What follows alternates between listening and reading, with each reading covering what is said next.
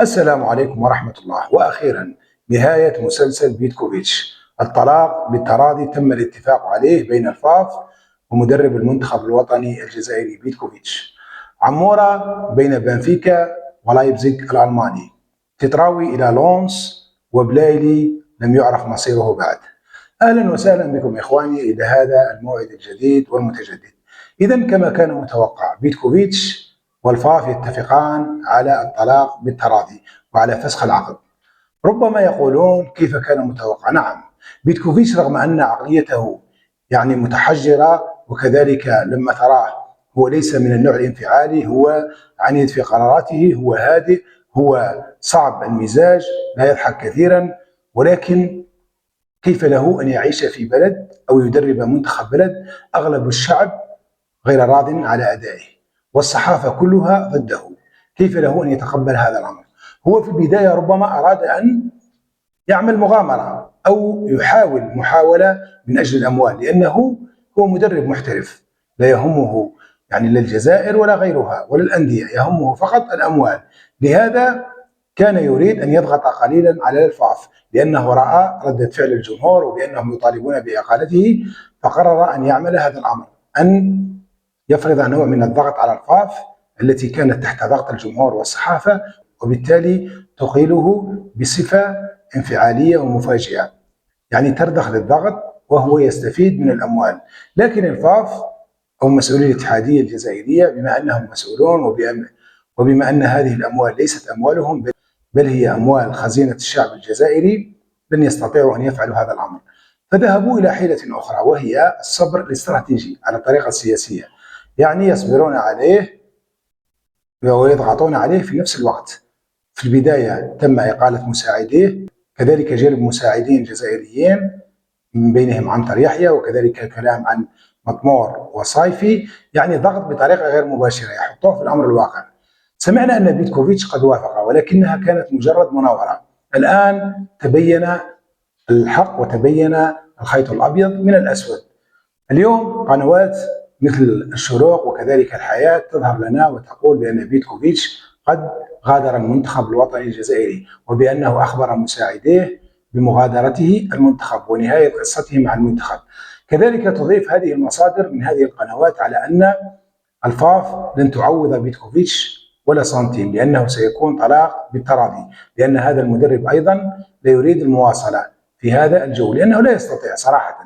كيف له أن يدرب منتخب والشعب غير راض عليه؟ كيف سيكون رد فعل الشعب؟ كيف سيكون رد فعل الصحافة؟ كيف سيكون رد فعل اللاعبين؟ لأننا سمعنا على أن بعض اللاعبين غير راضين على عمله.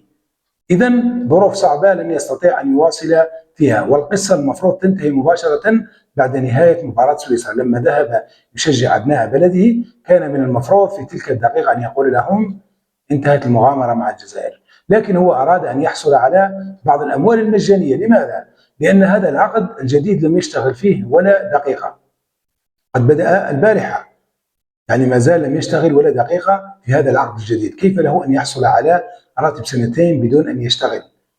وهذا ليس، وأكيد المسؤولين الجزائريين ليسوا بهذه الدرجة من السذاجة حتى يعطوه كل الأموال فقط لأن الشارع يضغط.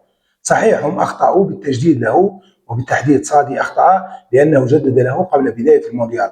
كان من المفروض أن ينتظر نتائج المنتخب في المونديال وبعدها فليجدد له وفق النتائج التي تحصل عليها، ويكون كذلك الشعب راضي على التجديد له، ولكنهم أخطأوا بأن جددوا له قبل أسبوع، لا ندري لماذا يتسرعون.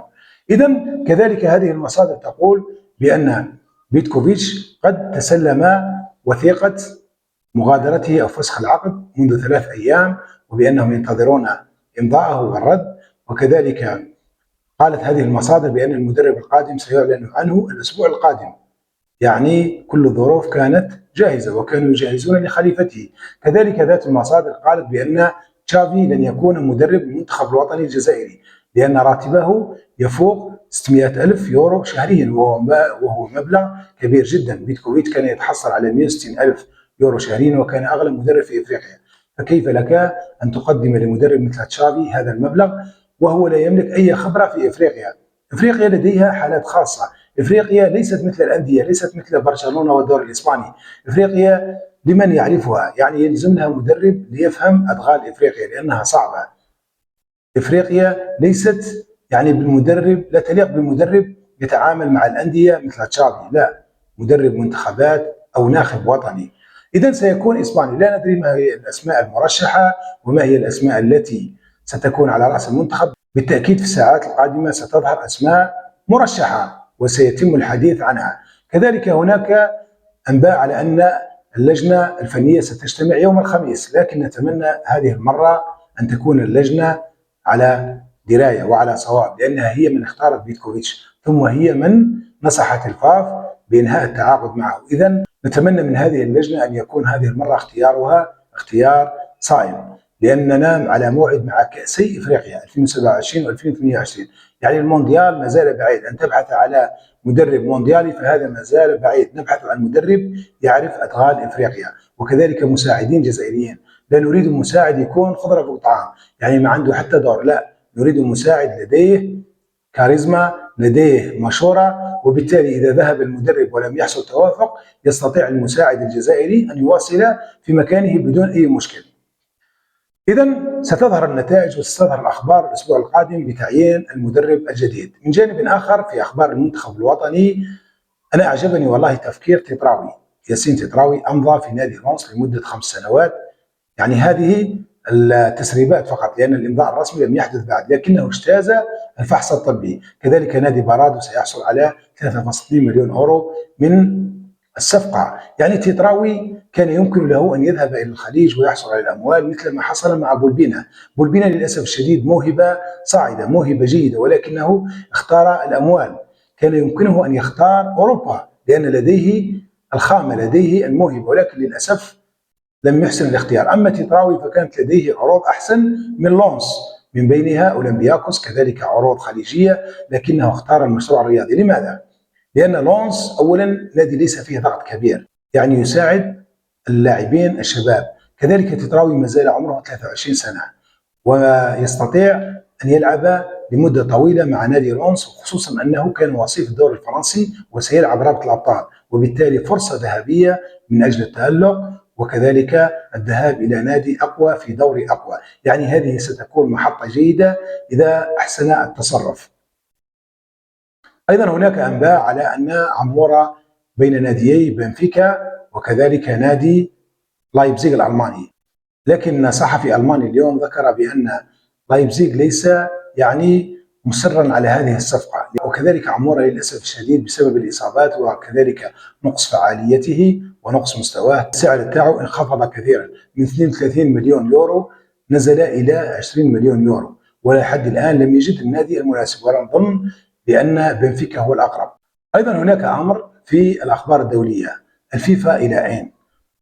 اتحادات أوروبا كذلك الكونكاكاف وآسيا تريد سحب الثقة من إنفانتينو بعد الكارثة وبعد الفضيحة التي حصلت في مشروعه الذي أراد أن يبيع الفيفا، يعني يبيعها للشركات باستشارة ترامب. وكان أكبر شركة مساهمة التي تريد أن تشتري هي شركة كوشنار، نسيب ترامب الذي كان يريد أن يستحوذ على كثير من الأسهم في الفيفا، وبالتالي تصبح شركة تجارية.